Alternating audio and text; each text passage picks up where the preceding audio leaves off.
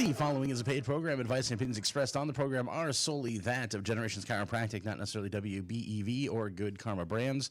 Welcome in, everybody, to Taking Care of Business, today featuring Generations Chiropractic. And, of course, the star employee, because Minnie Pearl's on vacation, Dr. Ellie here with us today. Yeah, someone has to take their vacation, and I just don't know if it's a vacation for the clinic dog or for myself right now, but I'm not going to argue with a little break from her. Now, if it's a vacation for Minnie Pearl, is it a paid vacation? Does she get those kind of benefits? So we were really struggling to figure out last year when both the clinic as well as myself personally won, Best of Dodge County for 2025. It's like, Right. Wait, does that mean she gets more PTO and vacation or less? Because it's like, would the clinic do better or, with or without her? Right. And we couldn't figure that out. Well, we know she's everybody's favorite when they come into the clinic. Nothing against you. You do a great job. You're doing all the hard work. But Minnie Pearl is the one everybody gets to meet and greet. So, yeah, we were just trying to figure out, I'm like, if it was best person versus best clinic, if it was the best clinic, then she definitely shouldn't get more PTO. But it's the thing of, if she's why the clinic is succeeding, then maybe she deserves more. Weird mix there, but It's a tough call. I take care of people physically, and yes, we can do some of the emotional piece too. Right. But really, she's the champ when it comes to emotional support and that kind of fun and happy feeling of doggo in the clinic. There you go. Emotional heart and soul of the clinic. First and foremost, I want to remind everybody that this is a show that we do where we get to talk a little bit to you about chiropractic care, taking care of things. Your focus, of course, your practice focus primarily on the littles, the pregnant mamas, that kind of, I think, somewhat neglected area of chiropractic care. But that's not all you do. And I don't know if neglected is even the best word, or it's just a specialty that people don't even realize is a specialty. And it is a niche area. So, hey, people aren't educated, which is why I want to be able to continue being on the show and help share some information so people can get more insight about what is chiropractic, that it's so much more than just popping and cracking the spine. Absolutely. And if you're listening and you're thinking, well, I don't need chiropractic care, keep listening, because the number of times I've heard things in here that make me go, okay, maybe I should be booking some regular appointments and getting regular care. You'd be surprised what you learn. If you do have a question as the show goes on, you can give us a call, of course, at the show. You can give us a call at 920-885-4446. You can also text the show, 920-887-9595. And Jeff is up in the studio ready to take your calls and texts and send them our way. Good morning, Jeff. He does such a great job for us. We got various different topics we're talking about today, and what I love is you always bring something a little bit different, a little bit, nuanced to the show, and it may seem like random chaos, but you're so passionate about what you do that even those kind of random chaotic topics are things that you find very important and very something you need to get informed out there. And again, information that a lot of people just don't think about, or hey, maybe I am getting access to Instagram or TikTok and I'm seeing this information or that information. I just want to also help make sure it's coming from a reliable source and that there's, data to kind of back it up, that there's the substance with it versus, TikTok said this is the absolute best thing in the world. Right. There's different varieties of it. And also I want to help support people because their journeys may look different than mine. And not every single person in my clinic is going to look exactly the same. So if this is even an opportunity where I can give someone an opportunity and a chance to have them open their eyes to something new and different, that's beautiful. Well, right now, my thought process, and I even said this before the show started, was we're all kind of getting in that the weather's starting to get a little better, excluding the crazy weather we're having for the next couple of days here. But people are thinking about getting outside. I've seen people taking walks. I've seen people running. I've seen people, starting to do yard work already and, picking up things that have fallen down over the winter. And oftentimes in the winter, we think about chiropractic care because, we're shoveling, whatever. But now we're still being active, just a different type of active. And it's very interesting that some people I have that actually they decrease their frequency of care a little bit over winter, but then as they're able to get outside into spring and summer, if they do a lot more outdoor sporting activities, that kind of thing, that they're like, I need a little bit more care, even though you were thinking, well, I'm being more active. That should counteract for the fact that I need adjustments to help, serve my system and allow me to better move that way. It all is a thing of let's tie it together so you can be living your best life and enjoying however much time you're spending out in the spring and summer versus sometimes cooped up in the winter. Now, one of the topics we're going to talk about today that I didn't think about when you're talking about tying things together, I guess I wouldn't have paired up the thought process of chiropractic and seasonal allergies. And even right now in the clinic, I've been seeing a lot more people coming in. They're like, yep, the sinuses are super stuffy, or I'm feeling a lot of that fullness, or hey, it's now even going in, it's stuck in my throat. Like, how do I work through some of that drainage, or it's just that scratchiness? And I'm sure you've heard plenty of people talking already this season and this spring about, okay, what kind of pollens are we already at? Right. Luckily, I don't deal with too many allergies, but I know plenty of people who do. And, allergy, when the symptoms show up, that's all based on things like inflammation in the body. And that inflammation can affect everything from your joint movement, how stiff you feel. I know people who their allergies get bad enough and they don't even want to get out of bed. I have a lady that I work with quite regularly, and she knows her telltale thing is when her allergies act up, she sneezes more, and it's the sneezing that she can physically tell in the moment when it's throwing out of her neck out of alignment. Oh, yeah. And that's, again, if you think about sneezing with allergies, that's so much force coming out in that exact moment of, yes, we would rather you sneeze, get everything out of your system rather than internally trying to hold it all in. But what is that doing of almost like little potential micro whiplash too every time you sneeze? Well, and for people who, maybe they suffer from back pain, or maybe you're recovering from something, that sudden jostling of your body never feels good. Never. Nope. And then if you end up getting more pieces of your allergies that show up a little bit more coughing, well, oftentimes you might have a little bit more upper back or chest to lung tightness from all of the coughing, and rib issues that are not wanting to settle where they should be hanging out, and not fun for a lot of people. And of course, when I think allergies, I also think people, sometimes there's breathing issues that come with that. And I know for people in my family that have allergy issues, they yell at me because I'm always like, well, your posture's also not great. Like, you should be carrying yourself a little bit differently to help get that airway opened up. Yes, and I'm also going to give people the benefit of the doubt here of, if you can't even get a good full breath because you're maybe having something in your chest or your lungs from allergy congestion, you're not even getting the brain up, or the oxygen up to your brain. So you literally are not getting that oxygen dispersed everywhere in your body for every one of your single cells. So you're just running on this level of fatigue when you can't even take a good deep breath.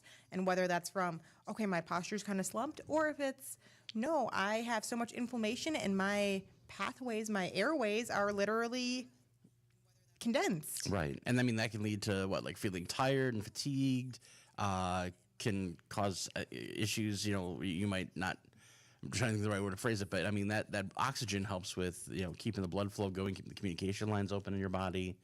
I mean, it's important to have that there. Absolutely. There's a reason we breathe it, right? Now, tacking onto that, not just allergies, but obviously spring, people start getting outside, they start doing more. I also start seeing more illnesses pop up. People catch a spring cold or a spring cough or whatever that's not necessarily allergy related. And this is an interesting mix because sometimes you always hear, okay, in winter you're secluded indoors, so many germs, that kind of thing. And people are like, you need your vitamin D, you're not getting any sunlight. That's all accurate stuff when we talk about, hey, starting in Halloween to Thanksgiving, Christmas, Valentine's Day, those are just your sugar holidays, and sugar does so much to impact all of that. Yeah.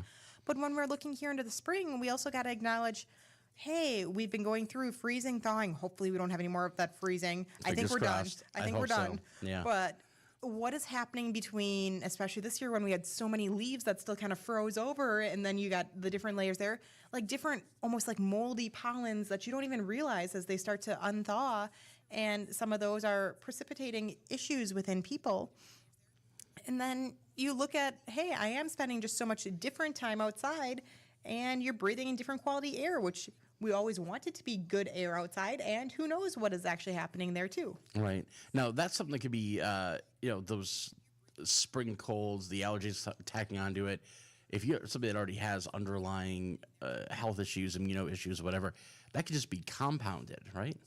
And it's hard for me, especially when I see the kiddos come in that they're like, I want to do track, this is as a primary spring season. And they're like, but they literally are stuck with so much asthma that they're like, I can't get that full deep breath. I'm struggling with that. And I'm like, no, I want you guys to be able to run. Like, running is a good thing. I will be the first to say I should run more. I definitely do not. Not my go-to way of exercise. Me neither, but if the cheeseburger's running really fast too, I might have to do it to catch it. But I don't want you to be limited by your desire to exercise because you literally don't feel like you can breathe. Right. That makes a lot of sense. And people don't even realize, wait, breathing and chiropractic, where does that even go hand in hand? Like, we've started to ramble about some of that, but we haven't even talked about that connection either. Well, and I mean, this kind of like ties into, you'll hear that song, the hip bone's connected to the leg bone, whatever. The whole body, it's all connected. It's one working system. It's a very complex machine. And, things tie together. We talk about proper oxygen levels. That leads to, your brain and all your glands, everything being able to do what they do to produce all the, the serotonin you need and the other things you need for you to operate at your optimal daily. Well, even if we're talking about what is your ability to breathe, yes, we got to be looking at your lungs, but then you have your circulatory system that's going to distribute all of your blood all throughout. Well, you have those oxygen cells that are hanging out on your blood cells, the oxygen pieces. So, okay, we're delivering all the oxygen that way. And then you look at otherwise, how is everything flowing with your hormones too? That all impacts your ability to breathe. Right. We're not even talking about that physical structure piece that we mentioned earlier of if my posture is horrible, how am I going to take a full deep breath? Well, we can touch on more of that in just a moment, but we do have somebody who's calling in. We're going to go to the phones. Hello, caller. You're on Dr. Ellie. Hi, Ninja. How are you? Doing very well, Tyler. How about yourself? The answer to your question, Hook, is 2 hours and 22 minutes. Sorry, say that again? I said the answer to your question from Hook is 2 hours and 22 minutes. Good to know. But my question for Dr. Ellie have she dealt with anyone that has year-round allergies? And I am one that actually's got one.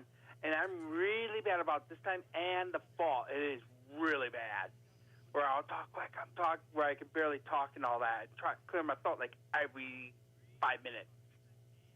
That's a good question. So for somebody who is a year-round allergy sufferer, would chiropractic be something they should be thinking about including in their regular, physical maintenance? Absolutely. And if you still have seasons where it sounded like spring and fall tended to be a little bit more amplified there with some of that, maybe that's the time of the year where you need to even up your frequency of care. That, okay, just because you have year-round allergies, if it maybe flares a little bit more one season than another, you just need a little bit more attention. But overall, with allergies, what we're even looking at is how is the brain communicating to the entire body? And that same thing with all pieces of chiropractic care and nervous system-based chiropractic care. So is your brain sending good signals, or is there a constant roadblock, constant stuck inflammation to some of the areas that do a lot more with your immune system? And a lot of your immune system is housed in some of your neck area. So especially like C1, C5, those are huge immune system areas. And that's not even talking about the fact that we can talk about the pressure in the facial bones. Like you have underneath your cheeks, you have your big sinus cavities, you have sinus cavities above your eyebrows. Those are all areas that we can work on getting adjusted as well. And there are plenty of people that as they walk out of the clinic, they're like, oh, this does just feel like a release of pressure, or I can even start to feel it draining all the way down the back of my throat. Right. And getting that postnasal drip which is actually a beautiful thing that we want that to be, instead of just stuck in the sinus cavities, that, hey, it might be a thing of even year-round we're checking all of those if you have year-round allergies and amplifying care during seasons of the most inflammation and irritation. Now, I kind of had somewhat prided myself on knowing a little bit about the sinus cavities. I didn't know we had above our eyebrows. Like, that's crazy. And normally people start to feel like underneath their eyes and, they're like, oh, I'm just feeling so puffy and stuff there. But yeah, when I adjust sinuses, I'm also addressing the frontal sinuses here. And people start to think, oh, we only have these sinuses. Well, technically in my notes, yes, we have a lot more details of, is it frontal, is it maxillary, all these other sinus cavities that you don't even think of. Then, okay, we're going to add the word sinus because it's fun, even though it can just really mean a kind of like a deep hole. Right. I mean, I'm personally thinking for people, though, that relief that must come when that pressure finally lets go. I mean, that in and of itself can make you feel a lot better. And when we talk about, all this stuff kind of combining together, with the proper hormones, the proper communication in your body, proper oxygenization, and, being able to get relief from that, that's also going to boost your mood. Absolutely. And if we're able to actually feel like we can get a good breath, feel like we can be living our life, like that's all I want for people is I want them to be able to live their most vibrant life possible. There you go. That's what it's all about.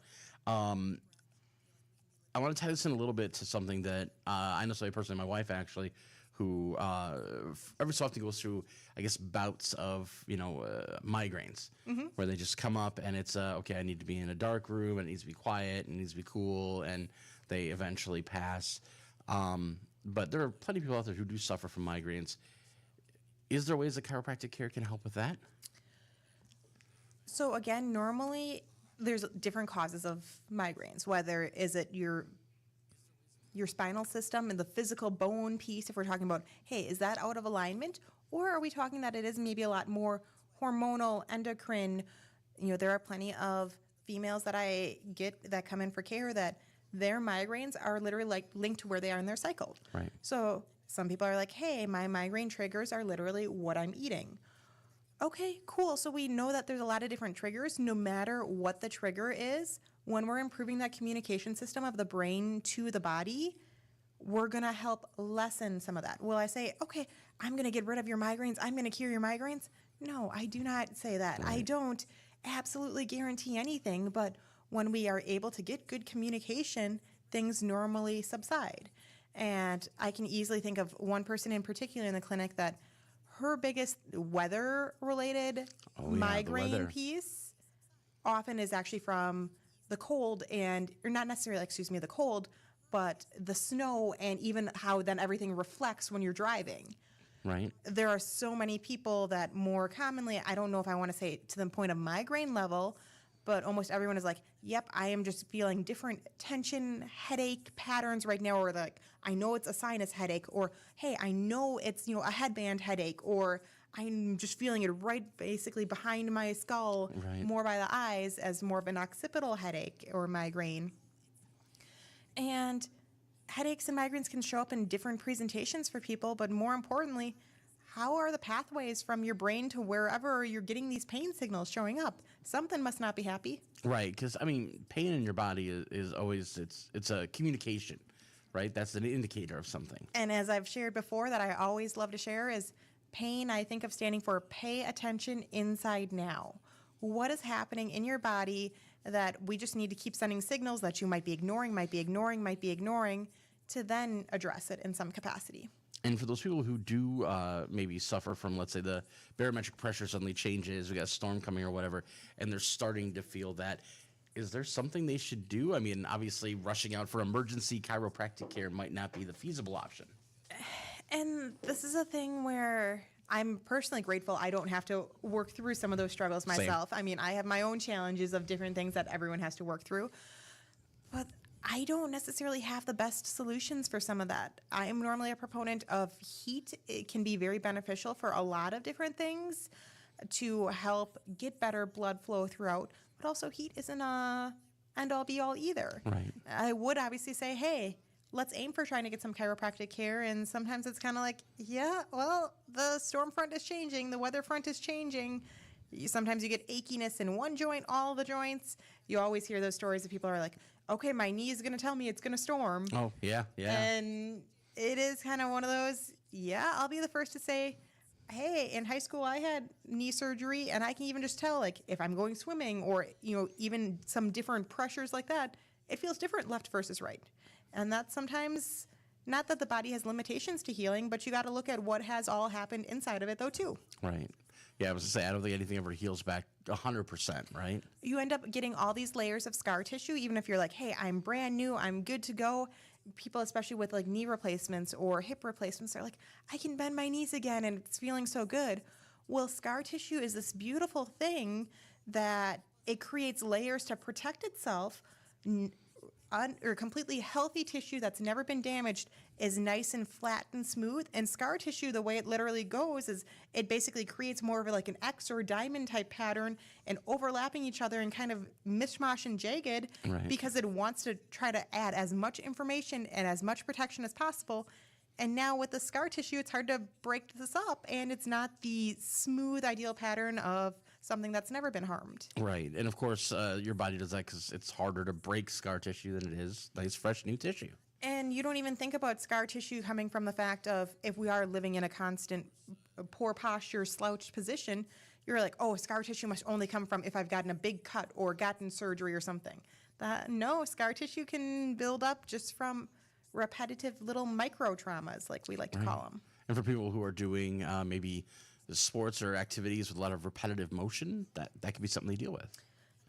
One of the biggest examples I always give are sprained ankles. You end up getting a lot of scar tissue buildup around a sprained ankle, and then you get that elasticity that never will really go back to as tight and compressed as it was before, leading to the propensity of spraining your ankle again. Makes a lot of sense.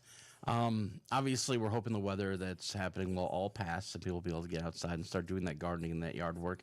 Are there common injuries you see this type of year from that? There are so many people that are very much like, hey, I've already been spending time in the gardens and the flower beds trying to get that ready. I'm like, that's awesome. Like, I'm celebrating that for you and for all of us that we can be getting time outside.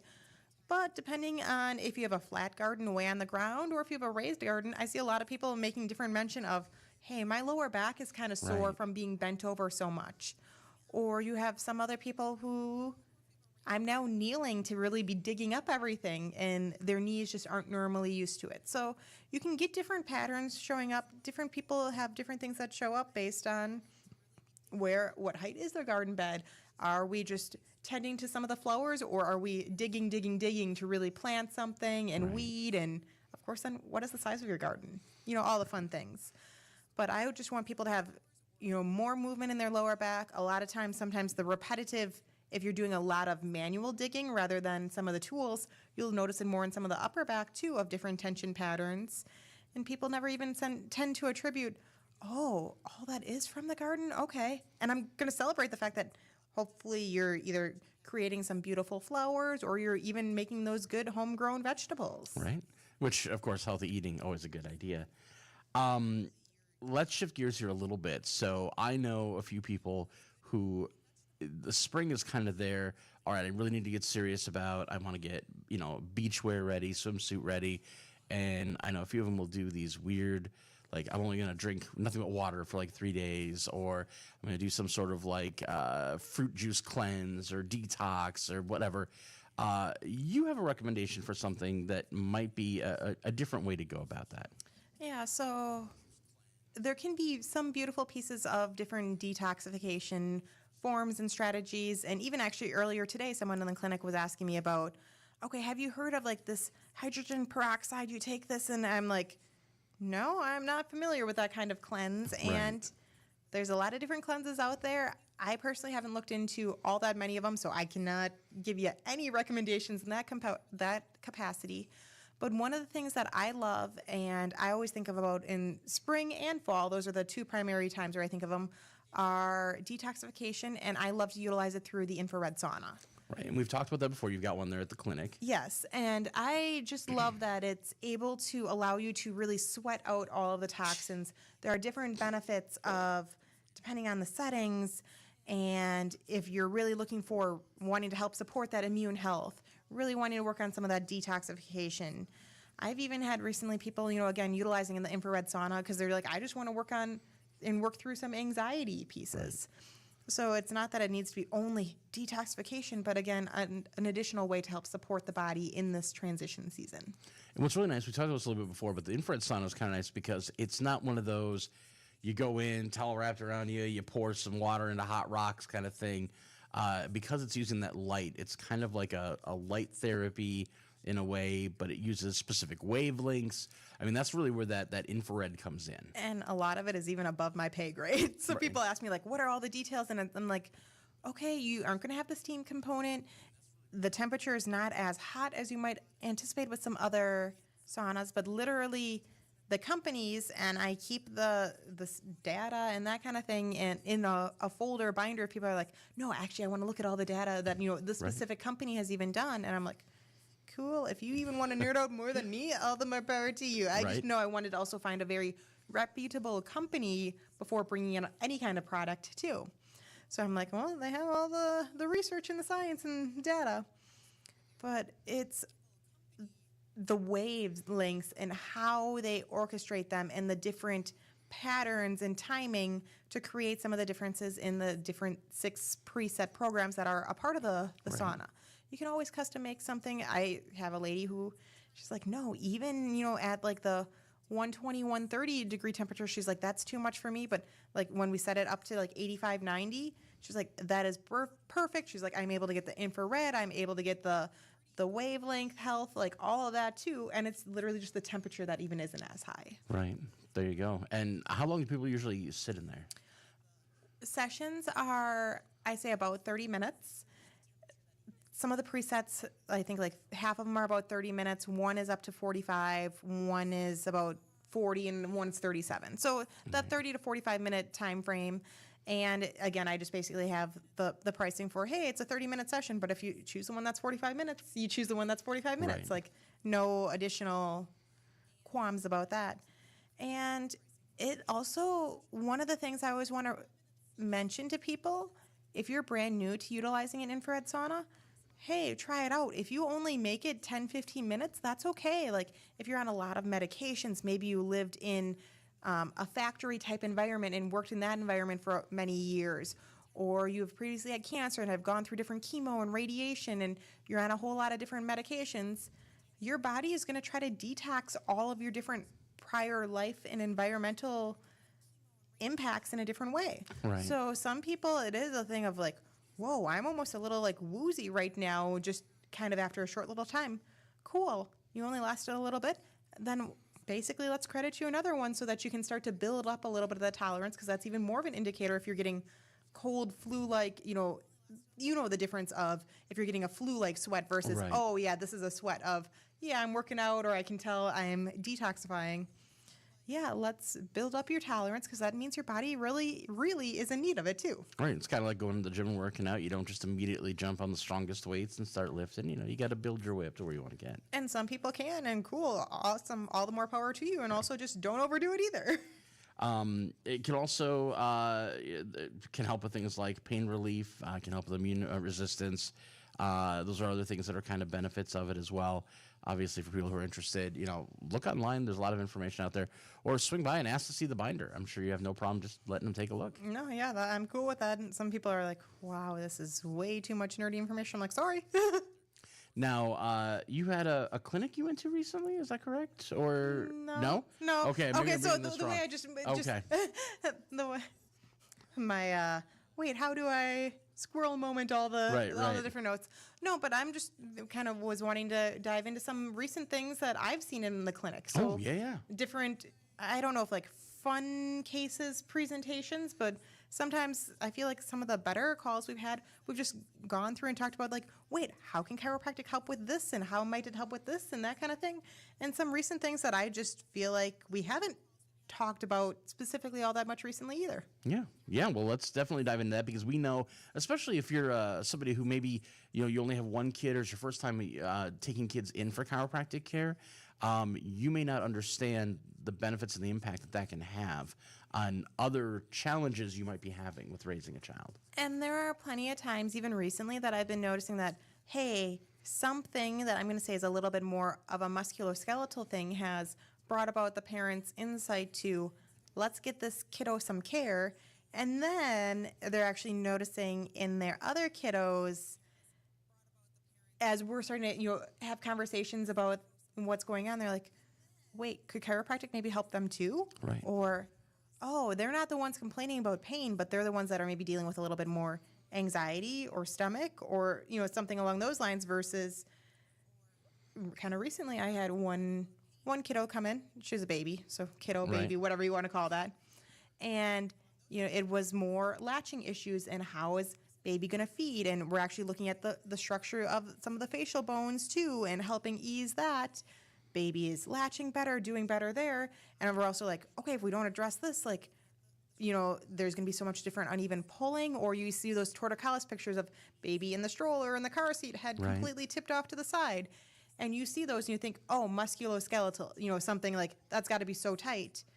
Well, as we're talking about that, then you have mom bringing up conversation of, so the older kiddo still is working through some bedwetting. Is that something that chiropractic could help with? Right. And, yes, I have all these posters throughout the clinic. So I'm sure as I'm adjusting baby, mom is still looking around. I'm like, why are these posters talking about bedwetting, anxiety, asthma, allergies, ADHD? Like, how might all of some of those things Right. be? And I don't always want to be the person that's, I'm going to be 100% in your face of, okay, this and this and this, like, but I want you to be able to ask the questions. I want you to feel empowered to be quizzical and inquire. Right. Which, when they come in to set up that consultation with you and kind of get going and started, you have them kind of fill out a little bit of information with what might seem as like, are you experiencing any of these issues, and anything else that might seem out of the ordinary, because, they might not see the relation, but you see what the relation is. And sometimes even just the way you create the intake process starts to plant the seed of,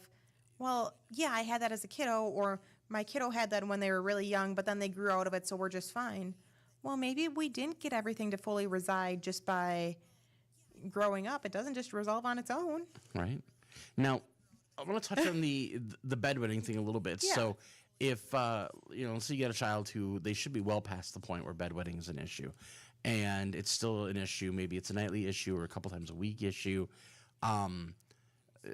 The thought process is that they should be bringing them in every day to get some sort of treatment to then stop it. Like, is there maintenance stuff they should be doing? Is there come in for chiropractic care, but then also maybe do these stretches periodically, or do this before bed, and maybe that'll help, or Combination of things. So it kind of was interesting. In the clinic, of course, all the same, I'm going to say, complaints all show up at the same time. Apparently, Right. that's just how the universe works. It's like, okay, I had a bedwetting, and then I had like a bedwetting constipation, and then like a urinary leakage, and it's like all these that it's like, okay, clearly the digestive tract, the lower elimination piece of it, and bladder not communicating how we need to be. I mean, no pun intended, but when it rains, it pours, right? Sure.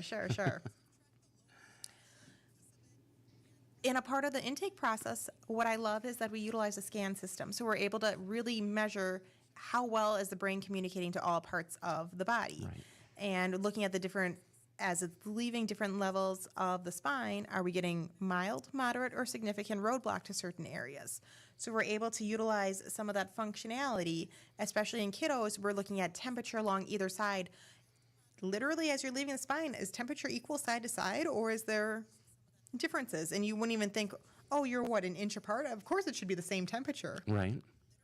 Not necessarily. If you're getting more blood flow out to one side, it's going to be slightly increased temperature with Right. more of that dilation of that blood vessel, versus if something is clamping off on the blood vessel and the nerve, it's going to be a little bit cooler. So we're looking at the temperature differences and measuring along there of, are we getting good or not ideal communication? Right. Well, that also will then give us some awareness of, is this completely a structural thing going on of my spine is just twisted, I need an adjustment? And then we're also, maybe there's some internal organ support that we need. So whether that means even nutrition support, or what about that birth process we talk about that may have been eons ago, like 10 years ago, if you're talking 10 to 12 and you're still bedwetting kind of thing. Right. You don't even think about how your birth process might still impact and show up again at the Right, I age of mean, 10 or 12. So long ago. Right. And there are so many times that we have these primitive reflexes that show up in the birth process that normally you do actually just grow out of those, but something might happen. You might get some kind of trauma or accident and they reappear. Right. So you just have to help them settle down again. So we'll test some of those primitive reflexes, and if they are showing up that, hey, I'm present when I shouldn't be, we'll give you some exercises to do at home. And I like to think of them as more fun games that the whole family can do, because it's not going to hurt you if you already have these reflexes properly integrated into your system, Right. and then you continue to do more of these exercises. So like one common one for bedwetting can be what I call snow angels, or Okay. we all know snow angels, but Right. yeah, you're doing snow angels on the carpet. So especially if you can have, your bare back against the carpet, it gives a little bit different friction-y pieces. Right. Doesn't matter if it still is a shirt, it's still, again, some friction there. But that motion as well as that friction can be things to help support in addition to the chiropractic adjustments. Not that I'm going to be like, okay, if you only do snow angels, you'll be absolutely fine. You won't ever have to deal with this. And I'm along the lines of, how can I give you guys a tool at home to help support instead of coming in every single day for chiropractic Right. care? Something that kind of bridges the gap between those chiropractic visits. And depending on how severe some things are, I'll be like, let's start with chiropractic. And then at the next re-exam, which I like to think of 12 visits in, do we need to be adding maybe different nutrition or supplement, or do we maybe need to change the exercises that I provided you with because you're now doing really well on those reflexes, and other ones have started to show up because they're no longer the elephant in the room, the flashing lights. Right. That, hey, this is the next progression of care too. We kind of learned about that when it comes to like pain too, or like you might feel pain very specific in one area, and that's what your focus is. And once you take care of that and it goes away, you realize, oh, I hurt elsewhere too. So that kind of same concept. And things can be too much at the same time too. If you were like, let's do all the things at once, and I'm like, okay, really figuring out the brain to body communication. Chiropractic, number one thing, and then let's also start to add some of these other tools. Right. You don't want to overdo it for yourself. Exactly, because the body can get overwhelmed. I wanted to ask you, because you talked a little bit about the temperature thing and the variations.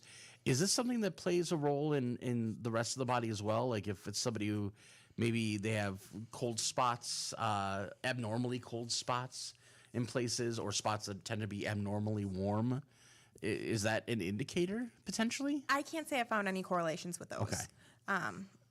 I love the thought process and the curiosity there, but I haven't figured out much of that or noticed much of that. As a whole, if you tend to have more randomness like that, I find overall just general circulatory system tends to be not as ideal. And not that it only is up in the upper cervical area, but that can be one of the primary things. Like even when you talk about circulatory and blood vessels and getting some of that communication, that's where you're also normally talking if you have blood pressure dysregulation and some of those even anxiety type stuff, that's normally all held through a lot of the vagus nerve. But yeah, fun stuff to overall just nerd out about. I'm going to go back into the kiddo stuff here. Your next thing out on here is musculoskeletal and talking lower back pain. And generally when I think of kids, I don't think of kids having lower back pain. They're bendy and bouncy and run all over the place, but it's a thing? And unfortunately, it can be. And that's a thing of, this is also that, public service announcement for parents. Hey, if your kiddo is complaining of pain, you should really take that seriously.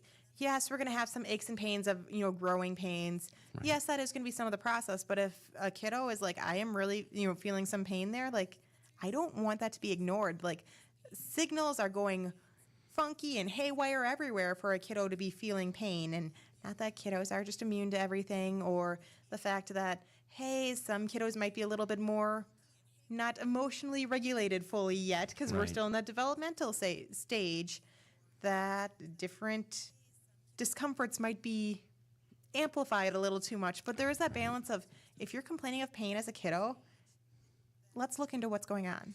And recently I've had, a kiddo, come in with some more lower back pain, and then, hey, finding it is kind of more of a musculoskeletal thing.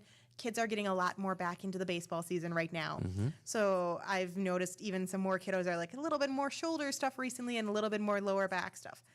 Well, you don't even think about as you're swinging a bat how that does, change a little bit more some of the rotation that you're not immediately thinking of, or that repetitive throwing. So again, as we're changing seasons, and I would much rather see kids still these days changing seasons of going from basketball to baseball to whatever, rather Staying than active. just, again, being, or, hey, I'm so young, I'm going to choose this one sport to specialize in. I love the fact that we're changing seasons, but also in kids who even start to notice some different changes in their body patterns. There you go. And different sports affect or utilize different parts of the body, so never a bad idea to get them out there and get them active.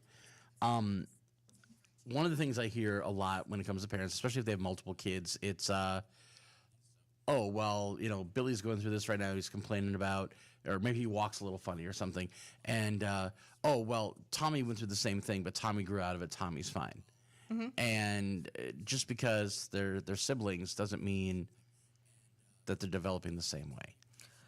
Even an example of this is, hey, bringing the kiddo in for this lower back what I'm going to say is a lot more musculoskeletal, and then, reading some of the charts, and it's like, wait, this other kid is a little bit more, I'm not going to say spectrum-ish, but, different sensitivities and a little bit more gut health oddness and, some of the regularity when it comes to bowel bladder. Right. And you look at the two and going through intake stuff, and, originally the thought was, chiropractic musculoskeletal, let's get kiddo who's in pain under care. And it's like, these other things are interesting. So even as we measure how the nervous system is functioning, we can look at these two, and they might be siblings, but they really are going to have completely different care plans and different presentations for being something that might be a little bit more musculoskeletal in nature and something that I'm going to say is a little bit more neurological in nature. Not that one is right, not that one is wrong. They're just different, just like every kiddo can be different. And you might otherwise have a kiddo who has, again, properly released, grown through, and it's not showing up, but then you don't always have the same. Right. That makes sense. We, of course, got to take a moment to touch on pregnancy a little bit. We want to talk about those pregnant mamas and the chiropractic care that you offer to them pre and postnatal.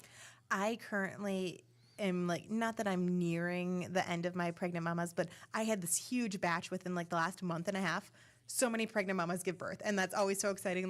One Monday I came in, and it's 2 pregnant mamas gave birth. Another one was hey, baby's now head down in the ideal position. And she's I definitely can tell it happened after last adjustment. And I'm cool, I can't 100% take credit for it, but I know chiropractic can't help with getting baby in ideal position. So when I was talking with my fiance at the end of the day, just sharing the excitement of, again, not exact details, but I'm look at how exciting this day was and all these wonderful things.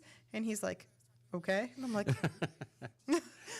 People feel it a little different. I get that, but that is kind of an important thing because we think about the rapid changes that mom's going through, and then of course there's rapid changes happening with the growing child inside. Just because mom has the baby doesn't mean the changes stop. She's now got to rapidly reverse, even faster than she expanded, so to speak. And this is where things are interesting when you talk even postpartum.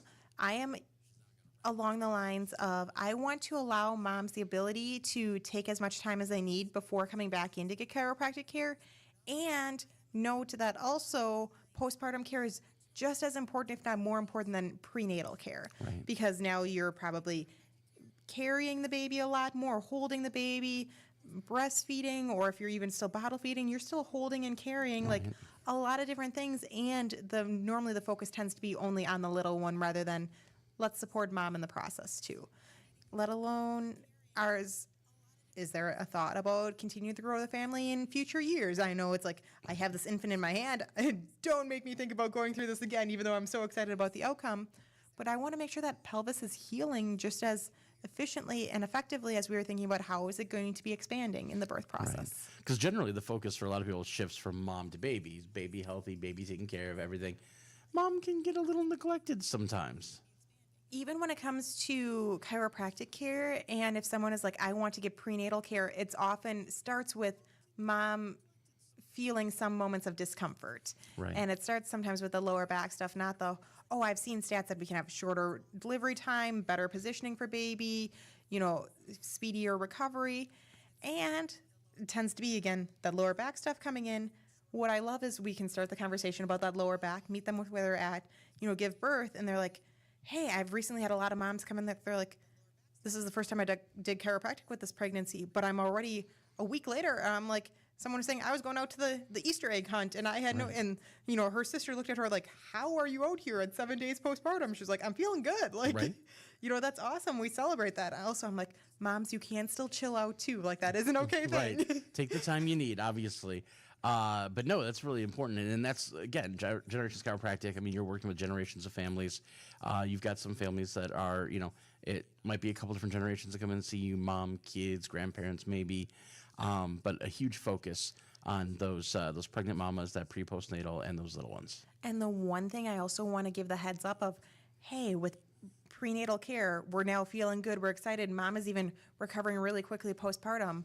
It's still just as vital for both mom and baby to continue getting checked there, because we might have had good position of baby. Mom might be recovering really quickly and smoothly, but that doesn't mean that the baby 100% is communicating fantastically, because the birth process in itself is still a lot for both mom and baby.